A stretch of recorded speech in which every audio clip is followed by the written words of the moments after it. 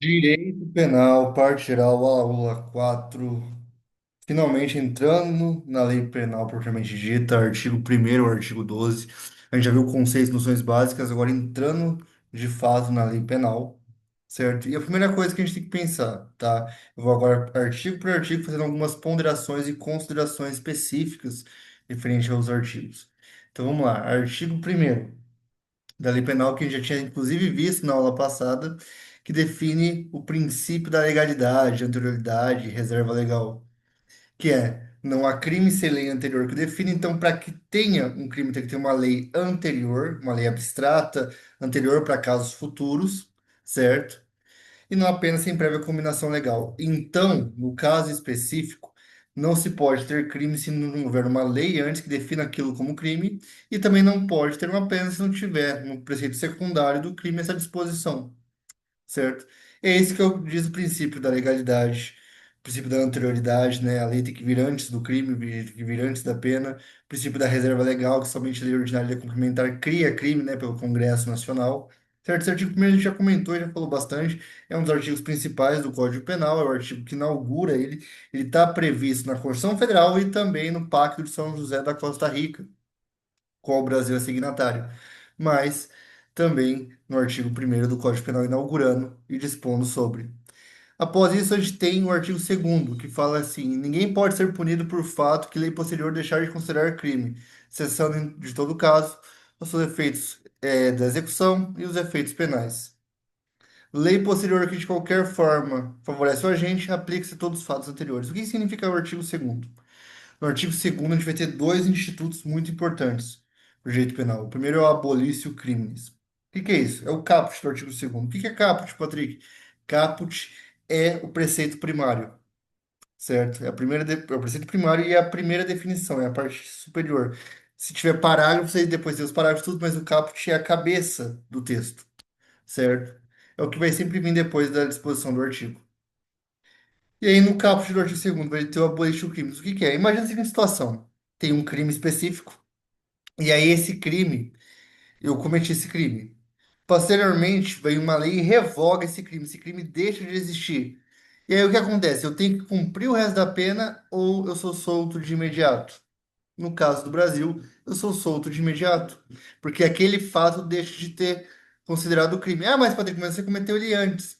Beleza, entendo, mas se ela foi revogado com abolício crimes, a gente, né, que é a abolição do crime, ou em virtude disso, os efeitos penais, né, da sentença condenatória são excluídos.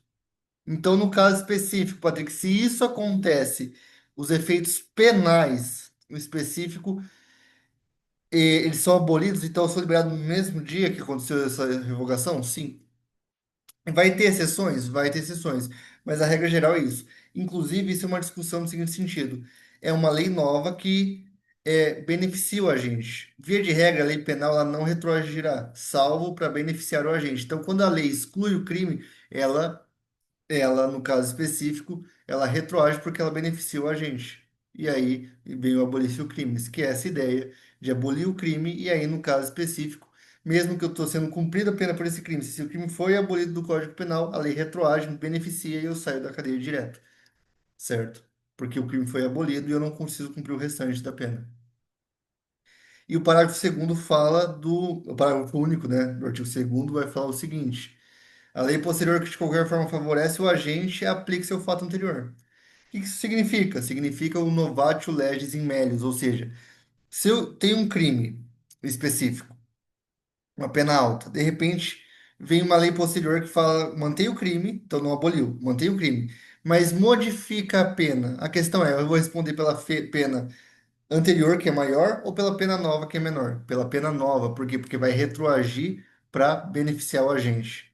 Então, sempre assim, vai retroagir no caso específico para beneficiar. Então, tudo que beneficiar o réu vai ser retroagir para o seu benefício, certo? Isso no direito penal. No processo penal é diferente. A lei processual penal, ela não retroage, certo? Tem exceções também, mas isso é uma parte do direito processual penal. Agora, no direito penal, a lei penal retroage para beneficiar o agente. E se ela exclui o crime, o agente cessa o efeito da sentença condenatória e os efeitos penais. Por que que você fala tanto assim, cessa os efeitos penais? Porque vamos supor que tenha efeitos extrapenais, efeitos civis, reparação de dano. Esses efeitos civis serão mantidos. Então, o aboliste o crime cessa somente os efeitos penais. Ou seja, ele tira a pena, entendeu? Ele exclui a execução, todo efeito penal, criminal que teria, cessa. Agora, efeitos civis, como a reparação do dano, indenização, subsiste, mesmo com a abolição do crime. Beleza? É isso que disciplina o artigo 2º. Então, o abolite o crime e a nova novatio legis in melius. Certo?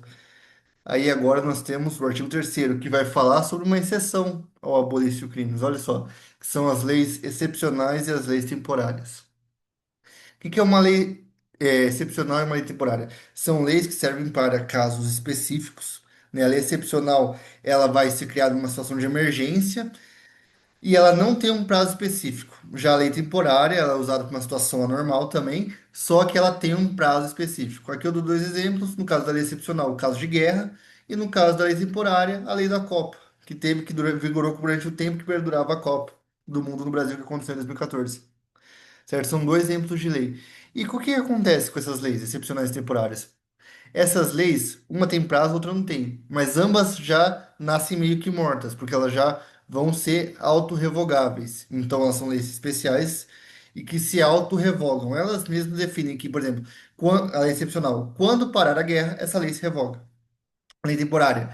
Quando terminou a Copa, ela se revogou. Então, ela automaticamente se revoga. Então, ela mesmo se abole, ela se sai. Então, tinha um crime específico, né, na lei excepcional em caso de guerra. Passou isso, deixa de existir, ocorre isso. Mas diferente dos outros crimes que a gente viu, por exemplo, a gente viu lá no caso no artigo 2º, que se eu cometo um crime e depois ele se é revogado, eu saio por causa do abolício crimes, né? Porque aí eu não cometo mais crime nenhum, cessa os efeitos penais. No artigo 3º, mesmo que o crime tenha se revogado, se eu cometi o fato criminoso no momento da vigência dele, eu respondo. É o que a gente chama de ultratividade. Como assim? E aqui é complicado mesmo. Então, se vocês tiverem dificuldade, quiserem mandar mensagem e tudo mais, prometo responder essa dúvida. Mas o que que é a ultratividade? Então, vamos lá. Eu pratico um fato enquanto essa lei está vigente. Ela se autorrevogou. Diferente de outras leis, que com a revogação não tem mais efeito, no caso das leis excepcionais e nas leis temporárias, elas têm efeito. Então, se eu cometi um crime durante o período que elas estavam vigentes, mesmo que elas tenham se auto-revogado, eu vou ser punido ainda posteriormente, mesmo que elas tenham se auto-revogado. Elas são uma exceção, certo? O que é importante eu saber sobre leis especiais e leis excepcionais? A auto-revogação, que elas são para situações anormais, anômalas, e elas são ultrativas. E essa ultratividade, o que que é? Mesmo quando ela revogou, se eu cometi o fato durante a vigência dela, eu vou responder por ela, mesmo que a lei já não mais exista, certo? Ela é uma exceção à regra do artigo 2º. O artigo 4 fala da teoria da atividade, que a gente viu inclusive na aula passada, que é considera-se o crime praticado no momento da ação ou omissão, ainda que outro seja o momento do seu resultado. Então, o crime se considera praticado, então o tempo do crime é quando ocorre a ação ou omissão, mesmo que o resultado ocorra posteriormente, né? A ideia de que se eu mato alguém com 17 anos, faltou um dia para o meu aniversário, e aí a pessoa morre depois de 2, 3 dias, né? Eu disparei para uma pessoa, a pessoa morre depois de 2, 3 dias. Eu vou responder como maior ou como menor? No caso, como menor, porque rege pela teoria da atividade.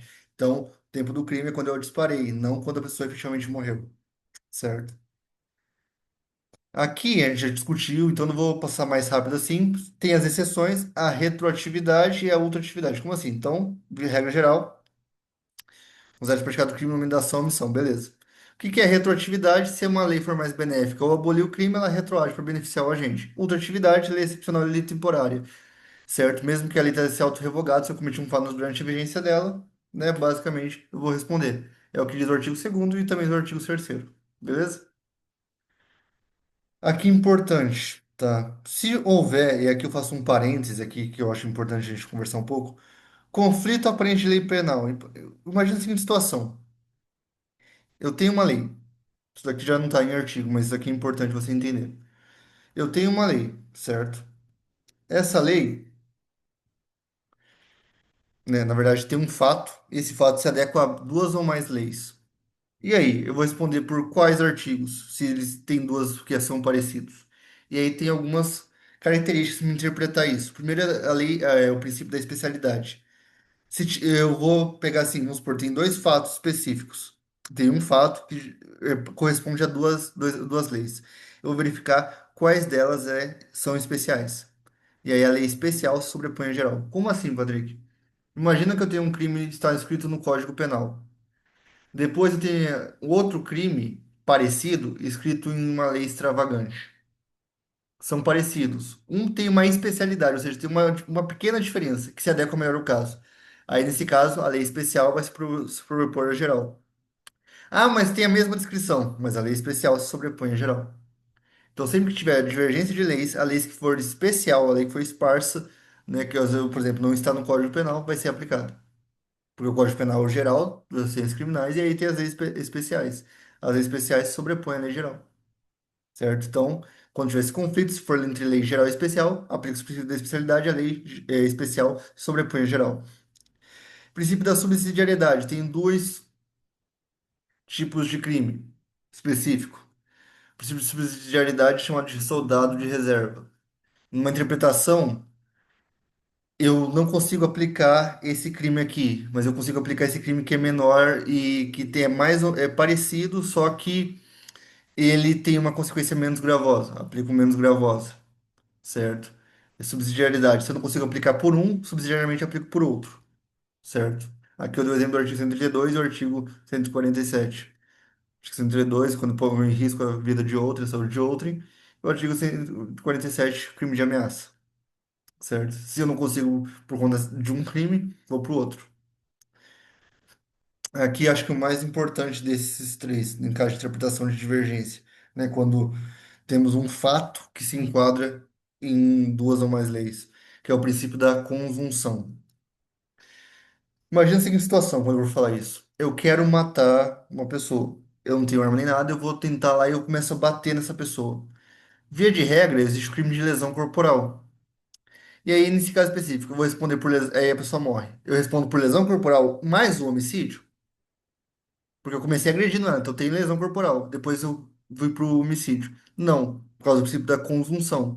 O crime meio, que é a lesão corporal, ele é absorvido pelo crime fim. Então, o crime que eu quis realizar de fato, que era o homicídio, ele absorve a lesão corporal, que foi o meio para me chegar no homicídio. Entendeu? Então é isso. Eu não vou responder pelos dois crimes, porque eles estão dentro do mesmo contexto. Nesse caso específico, eu vou responder pelo crime final, o crime que eu queria cometer, e não pelo crime inicial, que foi, no caso específico, a lesão corporal. E aqui tem algumas diferenças. A primeira diferença, crime progressivo. É esse exemplo que eu dei. Eu quero o resultado mais grave desde o início. Eu quero matar você. Mas para isso tem que primeiro te lesionar. Então eu vou cometer lesão corporal. Porém, eu queria desde o início te matar. Então eu vou responder sempre por homicídio, nesse caso. Ah, Patrick, mas você não conseguiu me matar. Você respondeu então por lesão corporal? Não, vou responder por tentativa de homicídio, certo? Porque o crime de homicídio, como é o que eu queria desde o início, ele absolve a lesão corporal. Então, o crime fim absorve o crime meio. O crime meio era a lesão corporal. Se eu quisesse só te lesionar, eu responderia por lesão corporal. Mas, na verdade, a lesão corporal era um meio para me chegar no homicídio. Então, o crime fim absorve o crime meio. Temos a progressão criminosa, ou seja, no início, eu só queria te lesionar. Depois, eu quis te matar. Então, eu queria causar lesão corporal em você. Mas chegou um tempo que eu falei, não, quero te matar. Durante a perseguição. Tá certo? Essa é progressão criminosa. Eu queria uma coisa, mas eu acabei fazendo uma consequência mais gravosa, tal. Aplique-se também a conjunção nesse caso, né? Vou responder por homicídio. Então, olha só. Qual que é a diferença de crime progressivo e progressão criminosa? O crime progressivo, desde o início eu quero causar aquele mal. E para isso eu pratico um crime meio para chegar a um crime fim. Já a progressão criminosa eu pratico um crime e no meio disso eu acabo querendo uma consequência mais gravosa. Eu pratico outro crime. E aí um absorve o outro. Então essa é a diferença. Num, que é o crime progressivo, desde o início eu queria cometer o homicídio. Eu causo lesão corporal para conseguir o homicídio. Na progressão criminosa, eu queria causar uma lesão, mas eu falei, quer saber? Eu quero agora te matar. Então aí eu progrido, certo? Essa é a diferença.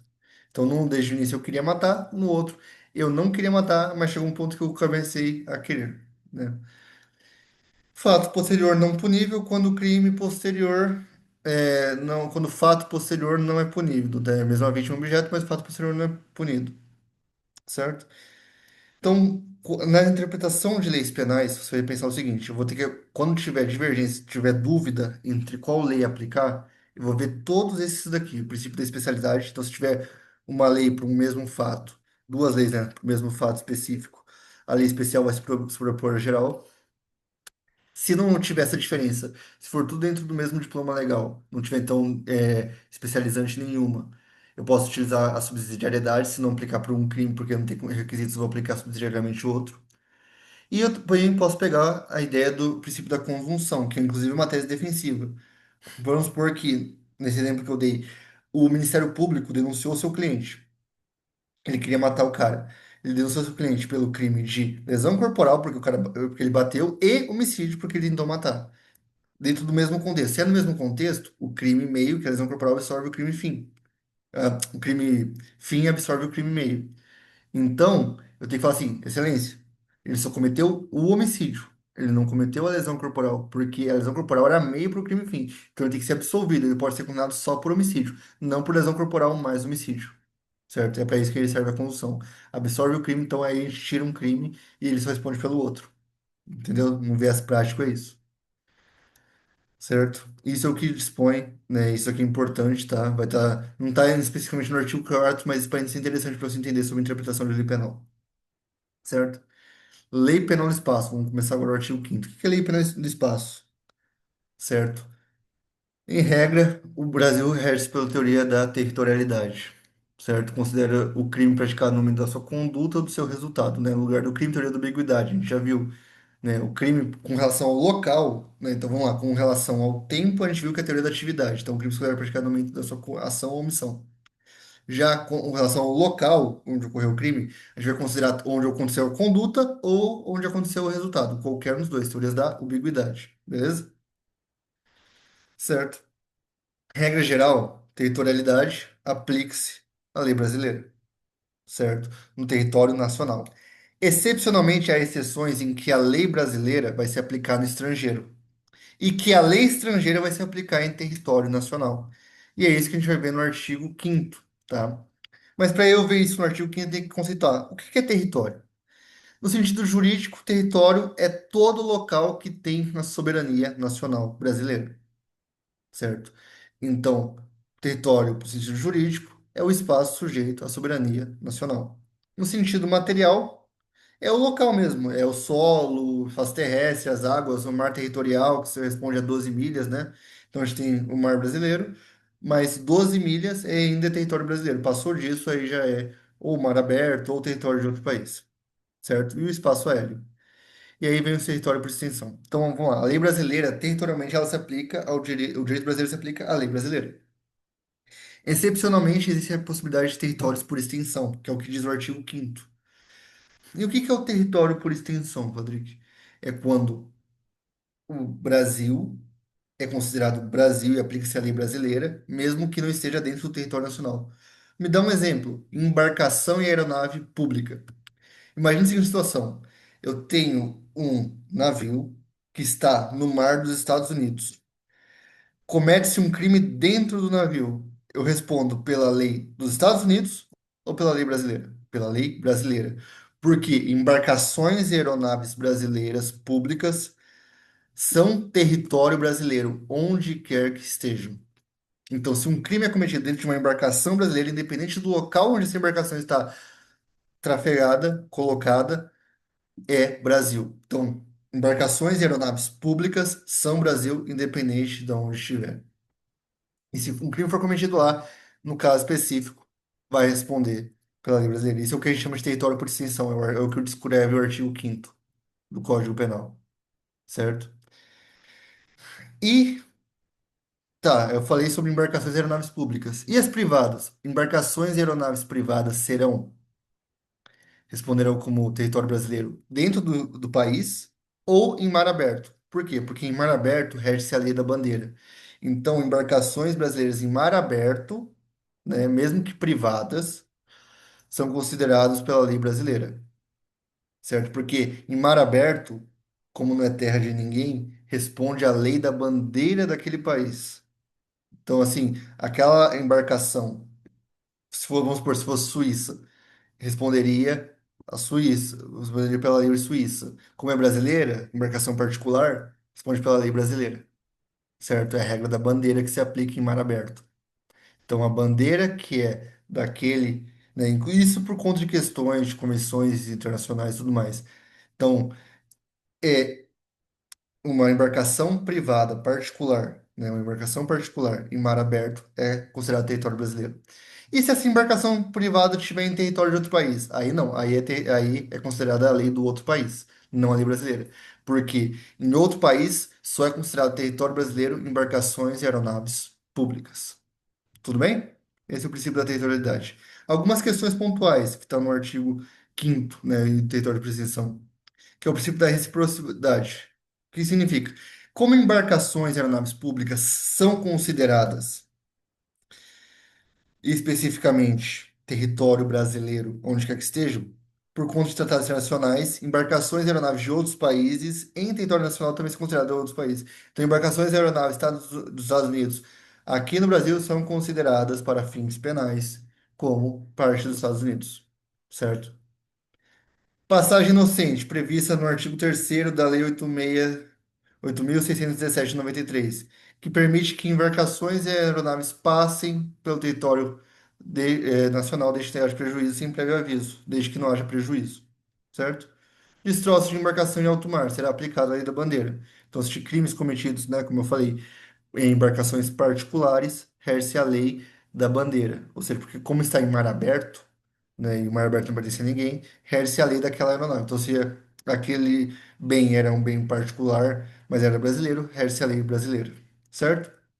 Conseguindo entender? Eu acho que é simples entender o artigo 5º, que vai dispor sobre a aplicação da lei brasileira, se aplica ao território brasileiro e tem um território por extensão. Então, embarcações e aeronaves públicas, onde quer que estejam, se aplica a lei brasileira por conta do artigo 5º.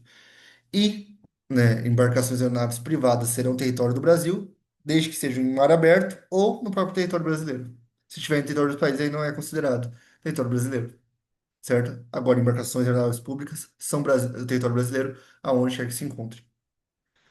Artigo 6º, que a gente fala da territorialidade propriamente dito, né? Considere-se o crime, né, o lugar do crime, onde ocorre a sua ação ou omissão ou onde ocorre o seu resultado. Então, quando eu falo assim, qual que é o local do crime? Vai depender ou onde começou a ação ou onde ocorreu o resultado. Ambos são aplicados. O que a gente adora para o lugar do crime é a teoria da ambiguidade, certo? Para o lugar do crime. Não confundir com o tempo do crime. Tempo do crime, atividade. Lugar do crime, ambiguidade. Extraterritorialidade. O que que é isso? É uma hipótese que a lei brasileira é utilizada em países estrangeiros. Tá, aqui eu não vou adentrar muito porque é muito decoreba, né? O chefe de Estado brasileiro que comete um crime no estrangeiro vai responder pela. Então aqui vai ter as hipóteses. O que eu sugiro a você? Pega o artigo 7º, dê uma lida e vá decorando, tá? Porque aqui é mais decoreba, não tem que tanto entender. São espécies delicadas de rol taxativo, certo? Então é o que tá ali, beleza? Artigo 8º. A pena cumprida estrangeira atenua a pena imposta no Brasil pelo mesmo crime. Quando diversas, a anela computa. Imagina a seguinte situação. Tem um crime que é cometido no Brasil e no estrangeiro. E a pessoa está respondendo a pena lá no estrangeiro. Tá certo? Quando ela terminar a pena lá e ela voltar para o Brasil, o que que acontece se ela tem que responder aqui no Brasil? Se a pena é o mesmo fato, então vamos supor que é um crime que é cometido no Brasil e no estrangeiro ao mesmo tempo. Se a pena lá no estrangeiro é igual aqui no Brasil, a gente computa. Então a gente soma. Vamos supor que lá a pessoa foi condenada a 4 anos e aqui é condenada a 6. Então aqui ela cumpriu 4 anos lá, vai ter que cumprir só 2 aqui no Brasil. E se a pena for diferente? Vamos supor que lá ela tem que pagar só multa e aqui no Brasil ela vai à cadeia. Então lá ela paga a multa e aqui no Brasil ela vai para a cadeia, certo? Aí o fato dela ter pagado o dinheiro lá só vai diminuir a pena dela aqui. Então, quando a pena é diferente, na lei, quando a pessoa comete um crime no Brasil e no estrangeiro e ela é responsável. Se as penas forem iguais, a de lá abaixa com a daqui. E se as penas forem diferentes, a de lá vai ser só, vai atenuar a pena daqui, certo? Sentença estrangeira, artigo 9º. Quando uma lei brasileira produz quando uma lei estrangeira produz coisa julgada na lei brasileira, produz efeitos, né, na lei brasileira, no caso. Quem faz essa análise é o STJ, tá? Então, quando uma decisão estrangeira aplica-se a legislação brasileira, certo? Em caso de chefe de Estado, e tal, vai ter as regras lá específicas, certo? Então, quem homologa isso é o STJ, e o que mais importante, o que mais cai é quem que homologa a sentença estrangeira no Brasil? STJ, não é o STF. O pessoal fala assim, é o Supremo Tribunal Federal? Não, é o Superior Tribunal de Justiça que faz essa homologação. E aí, né, a sentença estrangeira que obriga a reparar danos aqui no Brasil. Aplica-se a lei brasileira, aplica-se a lei lá e tem que reparar dano no Brasil. Então aí ela é homologada aqui no Brasil. O direito de segurança também. Então o artigo não tem muito segredo também, mais essas hipóteses. Artigo 10º, esse daqui é importante, tá? Para fins penais, entenda isso, para fins penais, inclui-se o dia do começo na computação de prazo. O que que significa, Patrick? Vamos supor que você vai ser preso. Você vai ser preso lá na cadeia às 23 horas e 59 minutos. Para os fins da sua pena, mesmo que faltou um minuto, esse dia inteiro computa na sua pena. Então, o dia primeiro computa na sua pena. Então, o dia do começo computa no prazo. É diferente do processo penal. Então, quando a gente fala, por exemplo, disso, contagem de prazo penal, vou ficar quanto tempo preso? Tantos dias. O dia do início, o dia que você chegou lá, já computa. Ah, Patrick, mas eu cheguei às 23 horas e 59 minutos, faltava um minuto para virar o dia. O dia inteiro que você chegou é computado, mesmo que você tenha ficado só um minuto. Então, o dia do começo inclui-se no contagem de prazo. Os prazos não se suspendem e é feito pelo calendário comum. Então, é um calendário que a gente utiliza mesmo. E não se suspende, certo? Nem por feriados, nem nada, o contagem de pena, certo? Então, artigo 10º, muito importante. Artigo 11, certo? Aqui é fácil de entender. Frações de dia e frações de centavos não são considerados. Como assim, Patrick? Ah, a pessoa vai ficar lá 11 dias. Eu já vi pessoas falando isso, né? A pessoa vai ficar lá, tipo, 11 meses, 4 dias e 11 horas. Essa questão de 11 horas tal, não existe no direito brasileiro. Então a pessoa nunca vai ficar com fração de hora, ela vai ser contado somente os dias e meses. Então vai ficar, por exemplo, 11 meses tal. Beleza. As frações de dia, então, ninguém fica preso 11 meses e 5 horas, certo? Ninguém fica preso 11 meses e 12 horas. Certo? No dia que a pessoa tem que sair, ela já tem que sair de imediato. Geralmente acontece de manhã, certo? E frações de centavos. Ah, vou ser condenado a pagar um valor X, certo? O valor geralmente é inteiro. Não vai ter fração de centavos. Não vou ter punido por ter que pagar uma indenização tal em X centavos. Não vai ter isso. É sempre o número inteiro. E o artigo 12, que é regra geral, o princípio da especialidade. É aquilo que a gente já viu, certo?